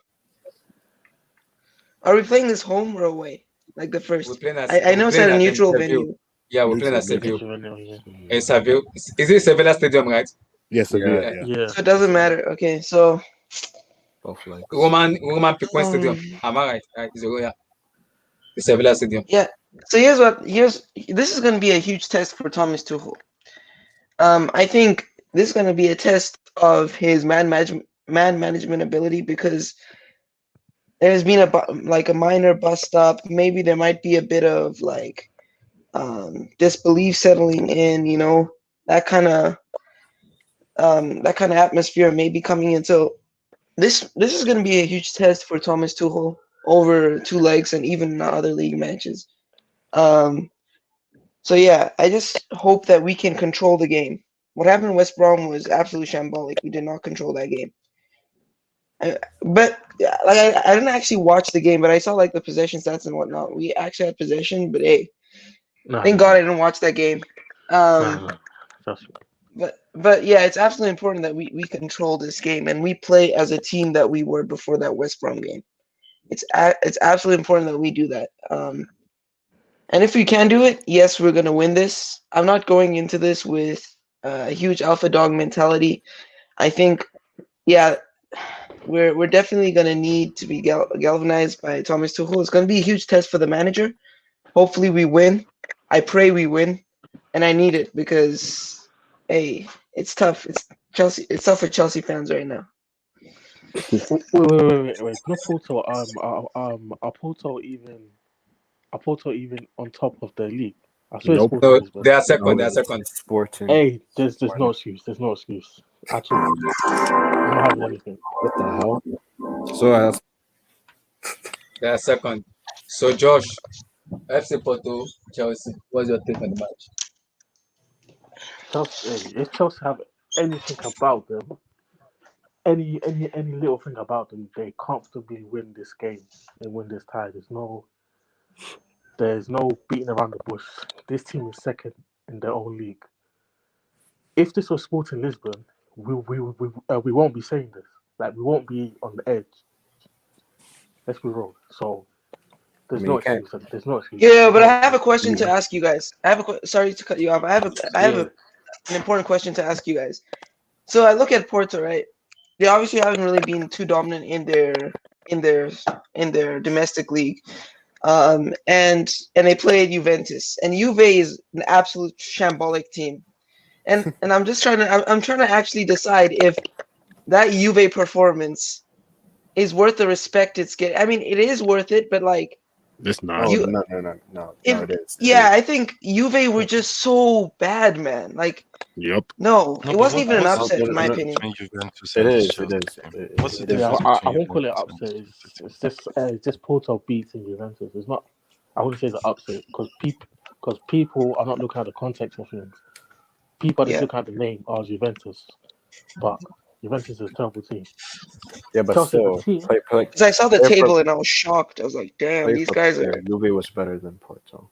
I don't even know, bro. No, Juve. No, you can't. No, Juve. How? Wait. You can't really base it on. No, this team is trash. I'm sorry. Tell me. No, they were playing as individuals, and there wasn't one individual that particularly stood out. Juve is crap. Well, for you, no, you can't make a case for that. I'm sorry, and I think Porto have failed to dominate in their domestic league. So, in that respect, yeah, like I think it really is inexcusable for Chelsea. We better win this tie. Yeah, I mean, I can't really better win this because I'm telling you, a lot of our players they are bottlers. I'm telling you, they're actually bottlers. It's just that Tuchel is hiding the frailties with this three at the back.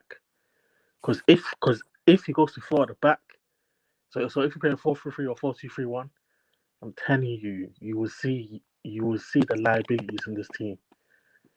It's so I think that's the reason he doesn't want to play the back four yet because he hasn't gotten Lampard No. No, no. The problem is it doesn't have the player he has yet. He doesn't have the player he wants to play the back and by 4 at the back. That's why he's mistaken with the 4-3. He even came out and said after the West Brom match, I made a mistake and I admit it. He said it after the match that he admitted his mistake. That's because why he he's said such a good coach. Yeah. he said I think he wanted to take out Timo Werner, not Pulisic. Yeah. But Pulisic gets injured. That was the reason they put him in Mount. He said he already took out because Timo Werner was the last person to come out. He was the last to come out. It was like I already took him out already. I told him not to come out in the second half. Because Pulisic was injured, I have no choice than to play Messima. And he said he also wanted to play Giroud instead of ahead of Messima, that he wanted to rest Messima for Wednesday match. So I can understand why he make those decisions. I can understand that. Yeah. On Saturday, I'm definitely not blaming Tuchel. I'm blaming more on the players. The players. But which players, though? Up, you got to make the distinction. Which players? Jorginho, Zuma. Okay. The thing is, I don't have to Scapegoat. single out. I Scapegoat. don't have to single out. Kovacic. No, you do. Too many scapegoats. You're saying that they're all. Guys, No, it's because they came out of the tutelage of that brick manager. They need an off season. Give it to them. Like I think we have a lot of potential in this team. A lot of youngsters, a lot of potential. What do you mean this team is trash? No, fundamentally, you're a Barcelona fan. What do you mean this team's trash? Get the Chelsea fan. Yeah, it was Sam that said it. He's a Chelsea fan. Exactly, so I'm a Chelsea fan, but I get the rant. But fundamentally, it's this. Let's be real. Let's be serious for a second. Chelsea are our favourites going into this game. Red Devils, stop this. No, man. it's not reverse duty. On Saturday, I nearly swear for someone in the TV because I woke up 5 o'clock to watch that match. I watched that match 5 o'clock. I woke up to watch that match, and I'm seeing 1-0, 2-0, 2-1. I was like, wait, what the hell is going on? This is not FIFA, man. They're trying to penalize me. I'm a young man. I'm 15, and they're trying to kill me. There's no reason. There's no excuse. The first goal, the second goal, the third, the fourth and the fifth goal. That even pissed me off entirely. What?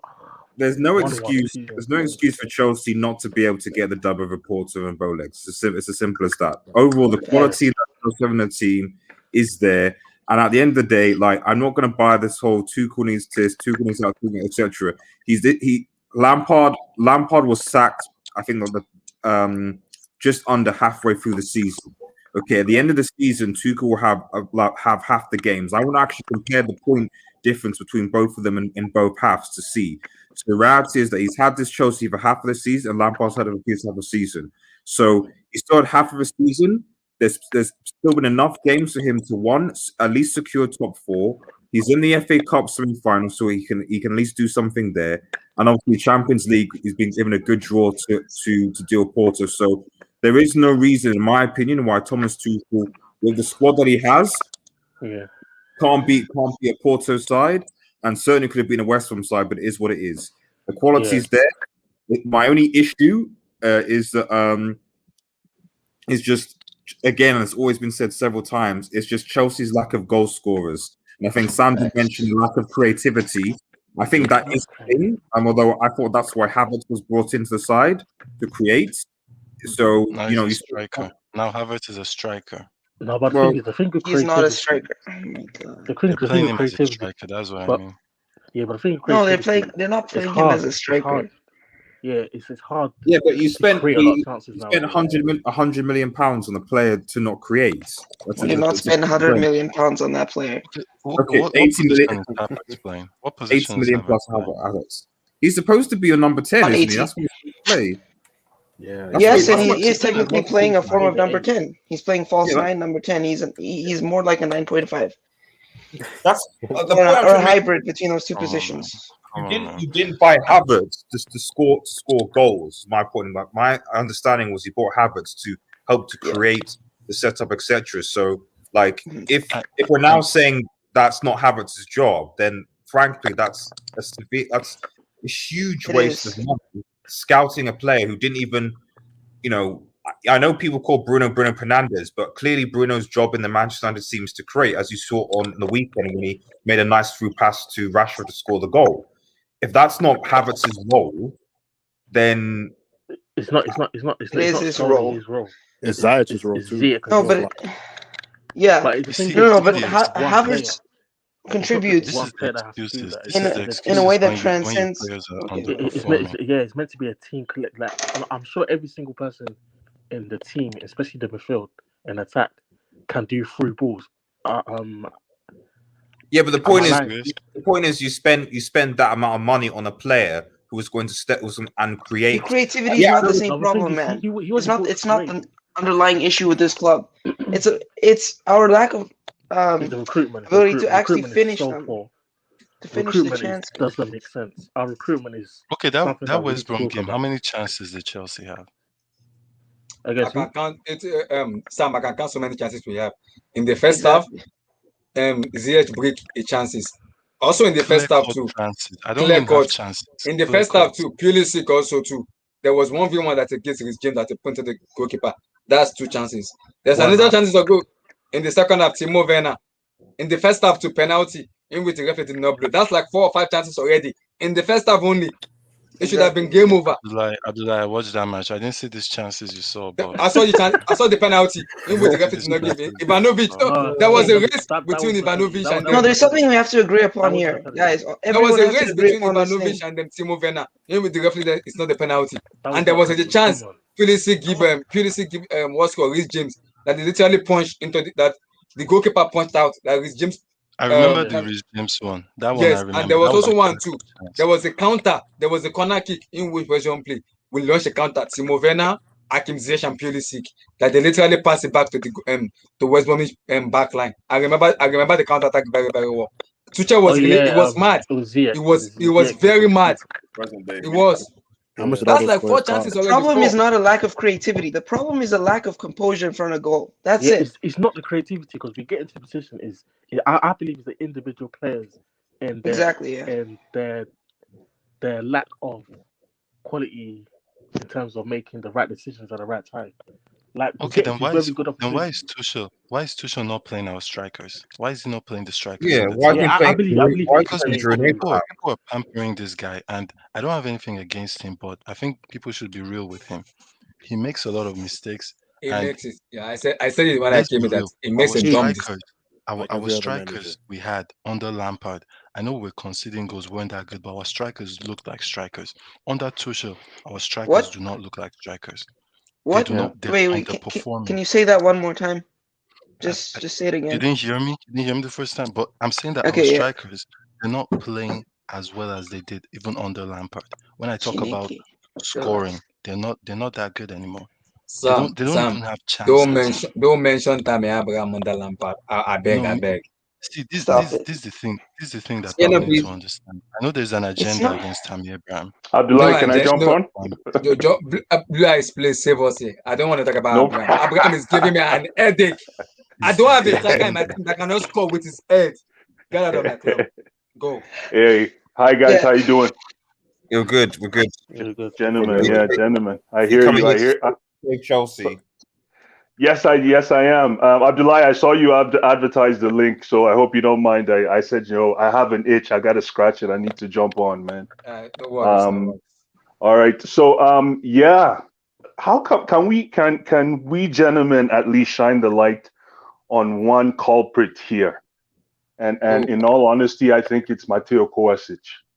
In the second half, yes. In the second half, why don't we look at the body of his work?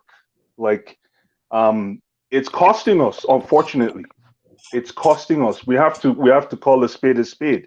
That's He not gets a all. issue. That's not. He gets Kovacic. He gets No, all the this possession. guy is right. You're right, man. He gets all the possession of the ball. Like I remember that game against West Brom. He had all the ball, so he looked good, but he wasn't recycling the ball into the right spaces. And guess what's that? At the end of the day, Jorginho, we know what he brings to the table. Kante, we know he's on the hospital table, if you want to put it that way. Why can't Kovacic be that X factor? Why is he not unlocking folks like Havertz? Folks, look at Kessié with AC Milan. Look at what that kid does. I even He say does. Are you really put Kovacic this wouldn't on start for one man? Leicester. Kovacic Sorry? wouldn't start for One Leicester man. City. Sorry? Kovacic wouldn't start for Leicester City. That's how bad he is. Exactly. I'm with you on that. Kovacic will not. We have to call a spade a spade. And for us to say Kovacic was a player of the year last year, that's when I knew our midfield was a little sketchy, man. Because the reason why these guys, I feel, in my humble opinion, correct me if I'm wrong, gentlemen, I feel that if Kovacic is not recycling that ball into the right spaces, and people think he has to make the assist for the goal. No. There's what's called the assist before the assist. And John Obi Mikel. Someone like thank John Obi Mikel. Thank you. And the assist of an assist. Thank you. And since Kovacic is great at resisting the press, how come he can't make that assist before the assist? That's why, some people say that. The thing about assist, the thing about with assist, and assist depends on the person that's finishing it. If the person is not finishing it, it's not going to go down as an assist. No, but how many clear chances have you seen Kovacic give? No, but the thing is, Kovacic is not putting the ball in dangerous areas. He did that, fam.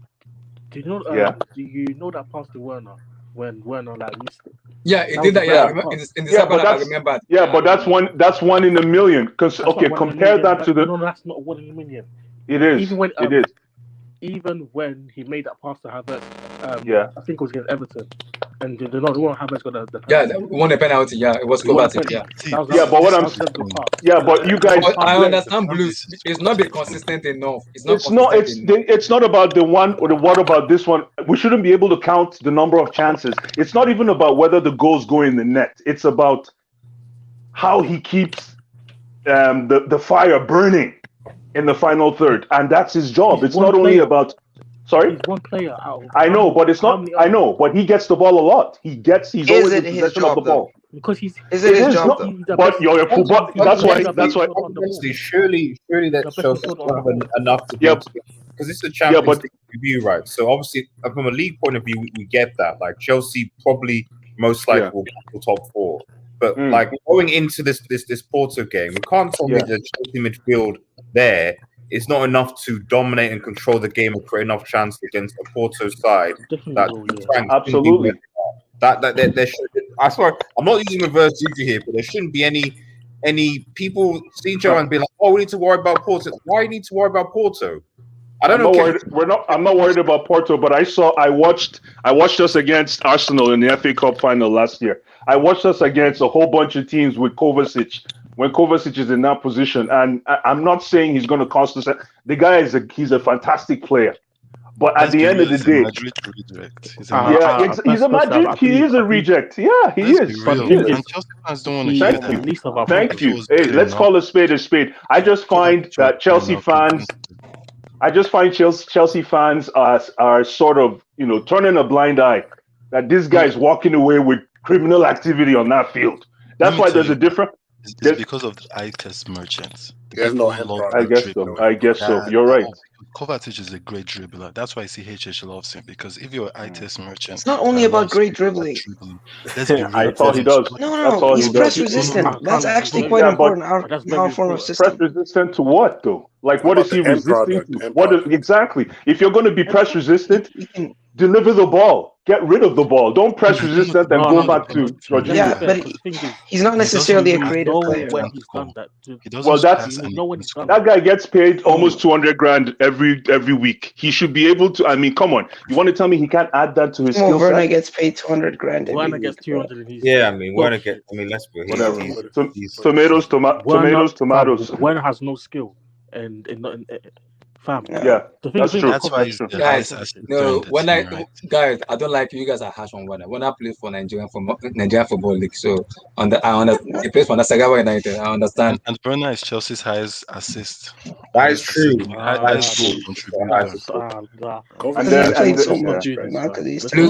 Blues eyes. Finish up your stuff. Continue. Before we go for the so like I was saying, it's just I really feel we should all start shining the light on Kovacic. It's not like he's probably doing the most of the work. He's been doing most of the work in the past 3-4 games, but it's time we start shining the light. That is where we need to get that. We need an X factor in our midfield. And we already know what Kante brings to the table. One, Kante is X. Kante has already been identified in the equation. He's a destroyer, and he's great at it. Jorginho, believe it or not, he might not be as agile as Kovacic. But George, let me land. Jorginho, at least Jorginho has a little bit if you want to put it IP. Those soft skills that can make things happen in the midfield. So you already know. I know Jorginho is probably he's a known 60%. But Kovacic, man, he's a press. There's a difference between if that's so what he does. He is a press resistor. That's very important. Yeah, but he doesn't resist to anything. He doesn't press resist to anything. What do you mean he doesn't press resist to anything? He just he what he does, like you said, he saves us. He gets the ball out of dangerous areas. He needs that against certain profile of teams. I know, but what you do with the ball afterwards is you're supposed to take that ball and attract. The midfield on the other end should be scared of you coming. If I'm a coach on the other side, if I see Kovacic, let me land. If I'm a coach, right? So yes, to do everything.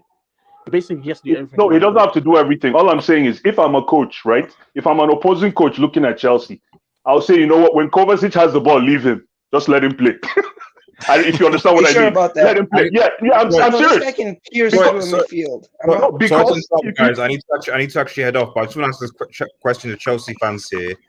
Yeah. What do you think that What do you think that Chelsea will realistically achieve, given where they are this season in terms of the league, FA Cup, and the Champions League? We'll pull off a cheeky one and win the CL. Huh? Let's be realistic. Being truthful, realistic. What do you think? Might win the FA Cup. That's it. So you're not going to win maybe semis CL. Semis minimum. Semis minimum. Yeah. They can make. I think it's gonna be worse than last season. Actually, I think we're gonna bottle the FA Cup. Top four, yeah. Top four is questionable now. I can't lie. I think we'll bottle the FA Cup and not make top four. Even. You know, can I just talk about how you profile Cup? Devils, thank you. Peace. Take care, guys. See you guys later. Cheers.